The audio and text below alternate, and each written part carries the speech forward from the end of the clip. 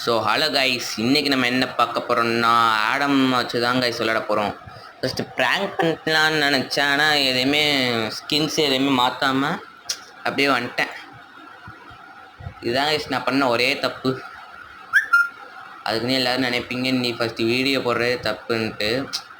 ஏன்னா இப்போ தான் நான் புதுசாக வீடியோவே போட ஆரம்பிச்சிருக்கேன். ஸோ அது சப்போர்ட் பண்ணுங்கள் கைஸ். ஓகே, நீங்கள் கண்டிப்பாக சப்போர்ட் பண்ணுவீங்கன்ற நம்பிக்கை எனக்கு இருக்குது.